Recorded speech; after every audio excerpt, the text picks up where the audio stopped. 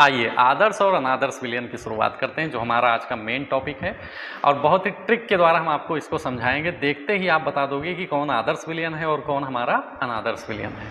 चलिए देखते हैं आदर्श विलयन की परिभाषा क्या है, पहले वो देख लो।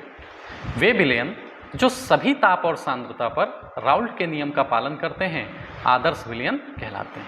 वे विलयन जो सभी ताप और सांद्रता पर राउल्ट के नियम का पालन करते हैं आदर्श विलयन कहलाते हैं। और आदर्श विलयन के उदाहरण कौन कौन से हैं तो देखिएगा, जैसे बेंजीन और टॉलुइन का मिश्रण, यह आदर्श विलयन का उदाहरण है। जैसे एथिल ब्रोमाइड और एथिल आयोडाइड का मिश्रण, ये भी आपके आदर्श विलयन का उदाहरण है।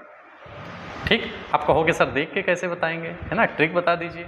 तो देखिए बेंजीन और टॉलुइन की अगर हम बात करें तो यहाँ देखिए बेंजीन रिंग दोनों में कॉमन है।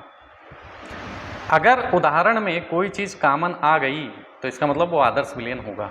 जैसे यहाँ बेंजीन और टॉलुइन के मिश्रण में दोनों में बेंजीन रिंग आ रही।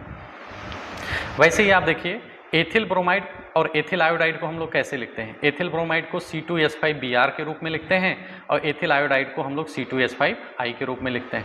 देखिए दोनों में C2H5 कॉमन है कि नहीं, हो गया ना। कहीं पर भी एग्जाम में ऑब्जेक्टिव जो आता है आपका, जो बहुविकल्पीय प्रश्न आपका आता है, बहुविकल्पीय प्रश्न में ऐसे ही आपको उदाहरण लिख देगा और पूछेगा इनमें से कौन सा आदर्श विलयन का उदाहरण है। तो आप केवल कॉमन ढूंढिएगा, है ना, जिसमें कॉमन मिल जाए वही आपका आदर्श विलयन होगा। जिसमें कोई चीज़ कॉमन ना हो वो आपका अनादर्श विलयन होगा।